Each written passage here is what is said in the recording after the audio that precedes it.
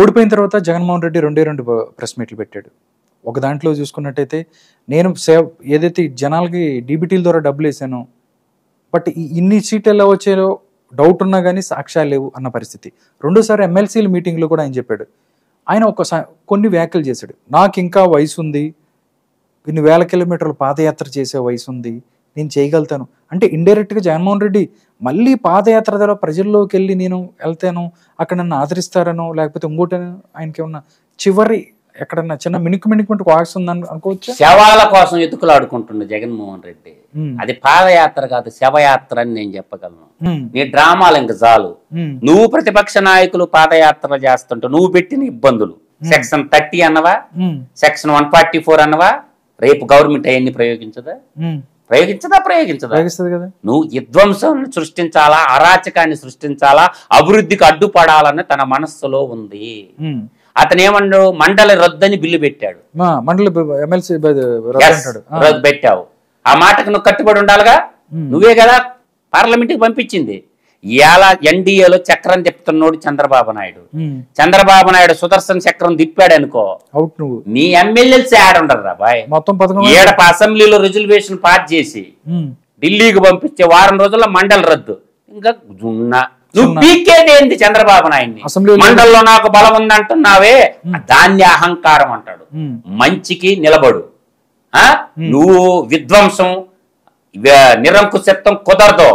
నువ్వు పెసిరితే మండలి రద్దు అయిపోద్ది. ఏంది నీ పరిస్థితి? గోయింద. ఇంకొక మాట అన్నాడు, దొంగ కసాయి సారాయి రెడ్డి వేణుంబాకం విజయసాయి రెడ్డి పార్లమెంట్ లో మాకు రాజ్యసభలో 11 సీట్లు. నేను చెప్తా, ముచ్చట కూడా చెప్తా. ఎవడన్నా కానీ మా దగ్గరకు వచ్చి 11 సీట్లు మాకు రాజ్యసభలో. రే కసాయి రెడ్డి, నువ్వు నీకే అన్ని తెలివితేటలు ఉంటే మాలాంటి వాడిని ప్రజలకు చెప్పడంట్రా ఈ మాటలన్నీ. నేను చెప్తా, ముచ్చట క్లియర్ గా చెప్తా. రాజ్యసభలో 11 సీట్లు ఉన్నాయి, ఎంపీల సీట్లు. 11 ముచ్చట కూడా నేను ఇప్పుడు చెప్తా. ఏం రాదా నా దగ్గర లేని డేటా ఏంటి? ఇది బిగ్ బ్యాంగ్ థియరీ లాగా ఉంటది నాది. రాజ్యసభలో 6 సంవత్సరాల కాల పరిమితి, 4 సంవత్సరాల కాల పరిమితి, 2 సంవత్సరాల కాల పరిమితితో రాజ్యసభ సీట్లు ఉంటాయి.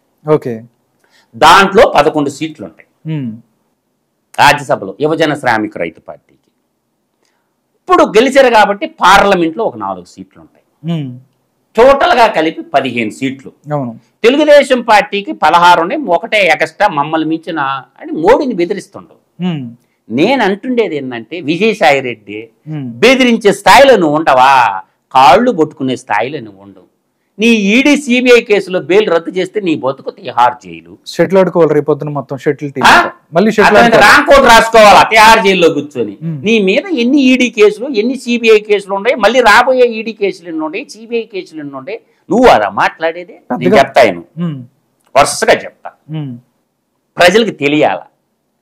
వైవి సుబ్బారెడ్డి 1 ఏప్రిల్ 2030 దాకా ఉంటది రాజ్యసభలో. జగన్మోహన్ రెడ్డి చిన్న ఆయన ఈడీ కేసుల్లో ఉన్నాడు. ఏమయ్యా సుబ్బారెడ్డి, యాడికి పోతావు ఆయన? మోడీ ఆడ పెట్టమంటే ఆడ పెడతావు సంతకం, సరేనా? గొల్ల బాబురావు 1 ఏప్రిల్ 2030 దాకా రాజ్యసభ మెంబర్ గా ఉంటాడు. ఎల్ ఎడ్యుకేటెడ్, ఇతను మంచి వ్యక్తే, ఒక ఎస్సీ సామాజిక వర్గానికి చెందించిన well educated, BCom economics PG చేశాడు, ఎల్ఎల్బి చదివాడు. ఓకేనా? రెండో పేరు చెప్తా, మేడా రఘునాథ రెడ్డి 1 ఏప్రిల్ 2030 దాకా ఉంటది. అర్థమైందా? ఈ నూరు తెలుసా? Ramayapatnam port contractor.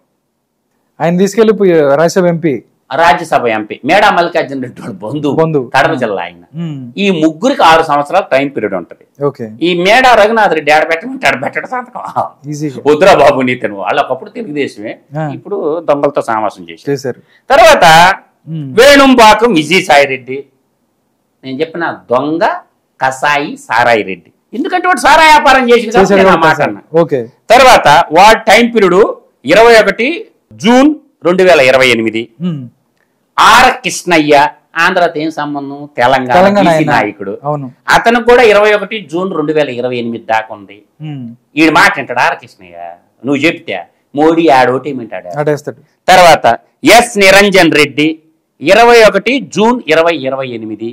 ఇతను ఊరే చెప్పనా, advocate Jagan ED CBI case వాదించే లాయర్ ఆయన కోసం నిరంజన్ రెడ్డికి రాజ్యసభ ఇచ్చాడు. ఇతను తెలంగాణ వ్యక్తి, ఆయన సినిమా నిర్మాత కూడా. ఏదన్నా కానీ నాకెందుకు, ఇతనికి ఇది ఈయన వేస్తాడా, ఈయన కథ చెప్తా. తర్వాత బేదా మస్తాన్ రావు, తెలుగుదేశం పార్టీలో బేదా రవిచంద్ర వాళ్ళ బాబాయ్ ఈయన ఆడిటర్. 21 జూన్ 2028 దాకా ఈయన తెలుగుదేశం పార్టీలో ఉంటే గౌరవం ఉండేవాడుగా ఆడికి పోయిండు. అయిపోయింది ఈయనంటున్న మాట బేదా మస్తాన్ రావు. తర్వాత ఆళ్ళ అయోధ్య రామరెడ్డి, ఈయన మన ఆళ్ళ రామకృష్ణ ఆర్కే వాళ్ళ బాబాయ్. ఈయన కూడా 21 జూన్ 2026 2 సంవత్సరాలే. ఈయన ఈడీ సిబిఐ కేసుల్లో ముద్దాయి. తర్వాత మోపిదేవి వెంకట్రమణ 21 జూన్ 2026 ఈయన ఈడీ సిబిఐ కేసులో బీసీ క్యాండిడేట్ అగ్నికుల క్షత్రియ. ఓకేనా. తర్వాత పిల్లి సుభాష్ చంద్రబోసు, శెట్టి బలిజ సామాజిక వర్గం, బీసీ క్యాండిడేట్ మంచోడు 21 జూన్ 2026. తర్వాత పరిమళ నత్వాని, మా నాన్నని రిలయన్స్ చంపేశారని రిలయన్స్ షాపులన్నీ పగల కొట్టేశారు కదా, వాడికి రిలయన్స్ తీసుకొచ్చి కార్పెట్ బెరిసి ముఖేష్ అంబానీకా అంటే అబద్ధాలకు అద్దు పొద్దు లేకుండా జగన్మోహన్ రెడ్డి హైదరాబాద్ లో రిలయన్స్ షాపుల మీద దాడి చేపించిండు. రిలయన్స్ వాళ్ళు మా నాన్న చంపేసినారని చెప్పి అదే ముఖేష్ అంబానీని పిలిపించి రెడ్ కార్పెట్ పిలిచి పరిమళ నత్వానికి రాజ్యసభ సీట్ ఇచ్చిండు. జనాలు తెలుసుకో వీరికి 2 సంవత్సరాల టైం పీరియడ్. నేను చెప్పానుగా, 3 6 సంవత్సరాలు, 4 4 సంవత్సరాలు, మరో 4 4 సంవత్సరాలు. ఏంద్ర మీ బీకేదే? మోడీ దలుచుకుంటే నేను చెప్పి నీ లిస్ట్ అంతా తిహార్ జైలే. అయితే నేను ఒక మాట చెప్తా, జగన్మోహన్ రెడ్డి ఎలక్షన్ సభల్లో ఏమన్నాడు? పేదలకి పెత్తందారులకి యుద్ధం అన్నాడా లేదా? నేను సిద్ధం అన్నాడా లేదా? నిన్న పదవులు ఇస్తే 3 పదవులు పార్లమెంట్ బోర్డు నాయకుడు ఎవరు? వైవి సుబ్బారెడ్డి. పార్లమెంట్ అంటే ఎగువ సభ దిగువ సభ, అంటే రాజ్యసభ లోక్సభ. రాజ్యసభ పెద్దల సభ అంటారు, లోక్సభనేమంటారు? ప్రజల సభ అంటారు. పార్లమెంటు నాయకుడిగా వైవి సుబ్బారెడ్డి, లోక్సభ నాయకుడిగా పెద్దిరెడ్డి మిథున్ రెడ్డి, రాజ్యసభ నాయకుడిగా ఎవరు? వేణుంపాకం విజయసాయి రెడ్డి. ఆడ బీసీలో పడలా, ఆడ ఎస్సీలో పడలా, ఆడ ఎస్టీలో పడలా, ఆడ మైనారిటీలో పడలా. రెడ్డి రెడ్డి రెడ్డి ఏంద్రా కుల గుల గోల మీకు? ఆడవుపడలా అమ్మా జగన్మోహన్ రెడ్డి? బీసీలు ఎస్సీలు ఎస్టీ పోనీ ఎల్లాగా చదువుకోలా? Golla Baburao SC candidate, BCom MCom PG economics LLB. ఈ గురుదా మాట్లాడలేరా మీలాగా? ఇంకొక వ్యక్తి గురించి చెప్తా, గురుమూర్తి, మధ్యలో గురుమూర్తి, డాక్టర్ మధ్యలో Gurumurthy, Tirupati SC, excellent educated. అవుపడలా ఎస్సీ క్యాండిడేట్. తర్వాత అరకు గుమ్మ తనుజారాణి, అవుపడలా అమ్మాయా? ఏంద్ర మీ గోళ? అవినాష్ రెడ్డి, పెద్దిరెడ్డి మిథున్ రెడ్డి, రాజంపేట. మొత్తం మీ బెచ్చే. మొత్తం నేను చెప్పాను కదా, ఈ 4 పార్లమెంట్ లో పెద్దిరెడ్డి మిథున్ రెడ్డి, వైఎస్ అవినాష్ రెడ్డి, మధ్యల గురుమూర్తి, డాక్టర్ మధ్యల గురుమూర్తి, గుమ్మ తనుజారాణి అరకు. ఏం ఈ గురుదా? మధ్యల గురుమూర్తి బ్రహ్మాండంగా మాట్లాడకడతా పార్లమెంట్. ఎందుకు పెట్టిన పెద్దిరెడ్డి మిథున్ రెడ్డినే? నా ఎస్సీ, నా ఎస్టీ, నా బీసీ, నా మైనారిటీని గుండెలు బాదుకున్నా. ఎవరు పేదలు, ఎవరు పెత్తందారులు? రాజ్యసభలో వీళ్ళు మాట్లాడలేరా? పిల్లి సుభాష్ చంద్రబోస్ మాట్లాడలేడా? మినిస్టర్గా చేసిండు కదా. విజయసాయి రెడ్డి గారి కంటే బాగా మాట్లాడలేడా? లాబియింగ్ చేసుకుని మన ఈడీ సిబిఐ కేసు నుంచి తప్పించుకోవటానికి ప్రతి చోట మా వాళ్ళు ఉండాలి. ఆయన చెప్పిన మనం వల్ల దోచేసి ప్రజల సంపదను దోచేసి వేల కోట్ల బేలా అరుపులు అరవకూడదు. నాలాంటి మొగుడు ఒకటి దొరకట అనుకోవటంలే, మొత్తం తీసి పక్కన పెడతాడు. నాలాంటి మొగుడు ఒకటి దొరకటంలే. అందువల్ల ఒకటి పుట్టేది ఒక రోజు, చచ్చేది ఒక రోజు. రాధాకృష్ణ గారు గుర్తుపెట్టుకోండి, ఎవడు కూడా మరణాన్ని ప్రేమించండి. పట్టకపోయేది ఏమి లేదు ఈ భూమండలం నుంచి, బూడిది కూడా ఎత్తుకోవాలి. అందువల్ల నిజాయితీగా, నిర్భీతిగా, నిజాన్ని నిక్కచ్చిగా మాట్లాడేట అలవాటు చేసుకోండి. ఈ దేశం కోసం ధనమాన ప్రాణాలు త్యాగం చేసిన త్యాగదనులను స్మరించుకోవాలి. మీడియా వాళ్ళు ఒక కన్నిగంటి హనుమంతు పల్నాడు ప్రజల కోసం తన శిరస్సు నించిండు. ఒక మన్యం వీరుడు అల్లూరి సీతారామరాజుకో బ్రిటిష్ వాళ్ళ గడగడలాడించిండు ప్రజల కోసం.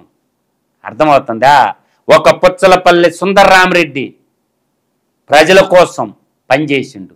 ఒక తరిమెళ్ళ నాగిరెడ్డి ప్రజల కోసం పనిచేసిండు. మూవన్నెల జెండా అందించినాడు పింగళ వెంకయ్య. మన తెలుగు గీతాన్ని, తెలుగు జాతి గీతాన్ని అందించిన శంకరంబాడి గారు. అర్థమైందా? సర్దారు గౌతు లచ్చన్న, సర్దారు పాపారాయుడు, వీళ్ళు త్యాగధనులు. తర్వాత ఆకలంటే అన్నం పెట్టిన గోదాటి గోదాదేవి, డొక్కా సీతమ్మ, వీళ్ళ పేర్లు పెట్టుకోండి పథకాలకి. దుర్మార్గులు, ఈ దుష్టులు ఈ పథకాల పేర్లు పెట్టడం ఏంటి?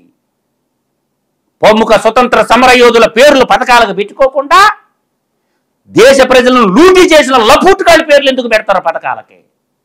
ఎవర్రా మీరంతాను అని నేను అడుగుతుండా. అల్లూరి సీతారామరాజు పేరు పెట్టాను కుదరదా? ఒక పథకానికి కన్నికంటి హనుమంతు పేరు పెట్టుకోలేమా? ఒక పథకానికి డొక్కా సీతమ్మ పేరు పెట్టుకోలేమా? సర్దార్ గౌతు లచ్చన్న పేరు పెట్టుకోలేమా ఒక పథకానికి? ఎవర్రా మీరంతాను? ఎటువంటి ప్రజాస్వామ్యంలో బతకట్టున్నాం? అమరజీవి పొట్టి శ్రీరాముల పేర్లు పెట్టుకోలేమా?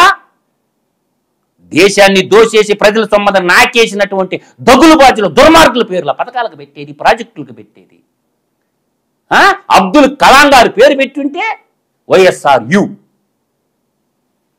విశాఖపట్నంలో అబ్దుల్ కలాం కాడి గొప్పడ, ఎంత త్యాగధనుడు, మహానుభావుడు అబ్దుల్ కలాం పేరు తీసేస్తున్నారు. గబ్బు నా కొడక, ఎంత తన జీవితాన్ని త్యాగం చేసిండు ఈ దేశం కోసం. మ్యాన్ ఆఫ్ ద మిసైల్ పాఠాలు చెప్తా చచ్చిపోయిండు. చిరస్మరణీయుడు, త్యాగధనుడు అబ్దుల్ కలాం గారు. వీళ్ళ పేర్లు పెట్టుకోవాలి. ఎన్టీఆర్ హెల్త్ యూనివర్సిటీ ఉంటే పెద్ద ఆయన పేరు తీసేసి తెలుగు ప్రజల ఆత్మగౌరవాన్ని కాపాడినోడు నందమూరి తారక రామారావు గారు. ఆయన పేరు తీసేసి నీ అబ్బ పేరు పెట్టుకుంటావా? నువ్వు పెట్టిన 17 ఇంజనీరింగ్ కాలేజీ లేదు, ఒక కాలేజీకి పెట్టుకోవచ్చుగా. ఆ పేరు ఏం చేసింది? పేర్లు మార్చి ప్రజలను ఏమార్చి ఏం చేయాలనుకుంటున్నావా? అందువల్ల ఇకనైనా ఈ ప్రభుత్వంలోనైనా చంద్రబాబు నాయుడు గారు పెద్ద ఆయనైనా స్వతంత్ర సమర యోధుల పేర్లు పెట్టాలా, ప్రజాస్వామ్యాన్ని నిలబెట్టమని నేను కోరుకుంటున్నా. ఈ దేశం కోసం రాష్ట్రం కోసం పోరాడిన పొట్టి శ్రీరాములు పేరు పెట్టుకుందాం. కమ్యూనిస్టు గాంధీ ప్రజలకు తన తేవదాస్తిని దానం చేసినటువంటి పుచ్చలపల్లి సుందర్రామారెడ్డి గారి పేరు పెట్టుకున్నాం. కొండపల్లి సీతారామయ్య గారి పేరు పెట్టుకున్నాం. ఇట్లాంటి మహోన్నతుల పేర్లు పెట్టుకోవాలి మనం. తరిమిళ్ళ నాగిరెడ్డి పేరు పెట్టుకున్నాం. సర్దార్ గౌతు లచ్చన్న పేరు పెట్టుకున్నాం. సర్వాయి పాపన్న పేరు పెట్టుకున్నాం. ఝాన్సీ లక్ష్మీరాణి పేరు పెట్టుకున్నాం ఒక పథకానికి. తప్పే ఉందే? ఝాన్సీ రాణి, ఝాన్సీ లక్ష్మీబాయి మనం గౌరవించుకున్నాం. తప్పే ఉందే? కవయిత్రి మొల్ల పేరు పెట్టుకున్నాం. రామాయణాన్ని అచ్చ తెలుగులో అనువదించిన కవయిత్రి మొల్లయ్య పేరు పెట్టుకున్నాం. త్రికవులైనటువంటి అష్టదిగ్గజాల కవులు ఉన్నారు. త్రికవులు నన్నయ్య, తిక్కన, ఎర్రన్న సంస్కృత భారతాన్ని ఆంధ్ర మహాభారతంగా రూపశిల్పి చెప్పినటువంటి కవిత్రయం పేరు పెట్టుకున్నాం. ఈగాగా పెట్టుకోవాల్సింది పేర్లు. తర్వాత శ్రీకృష్ణదేవరాయలు, అష్టదిగ్గజాల కవులు పేర్లు పెట్టుకుందాం. మహోన్నతులు ఎంతమంది లేరండి, చరితార్థులు ఎంతమంది లేరని. మీరు పెట్టినా పెట్టకపోయినా రాజు చేతి కత్తి రక్తంబు వర్షించు, కవి చేతి కలము సుధల గురియు, అతడేలగల్గు యావత్వ ప్రపంచం అన్నారు. కవి ఇలుగుందు ప్రజల నాలుకల యందు. సుమత శతకం ఇళ్ళండి సంస్కృతిని. ఈ శతక పద్యాలు, ఈ రామాయణ మహాభారత ఇతిహాసాలు, భగవద్గీతలు చదువుకోక ప్రజాదేవాలయమైన అసెంబ్లీలో బూతు మాట మాట్లాడారు. అసలు యువజన శ్రామిక రైతు పార్టీని బంగాళాఖాతంలో కలిపిందే తెలుగు భాష. నేను ప్రగాఢంగా నమ్ముతుండా. యువజన శ్రామిక రైతు పార్టీని బంగాళాఖాతంలో కలిపింది మన అమ్మ భాష, మన మాతృభాష.